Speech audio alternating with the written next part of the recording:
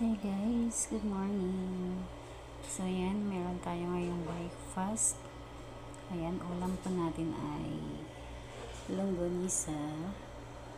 Ayan, masarap siya sa morning.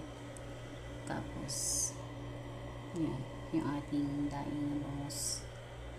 At, ayan guys, may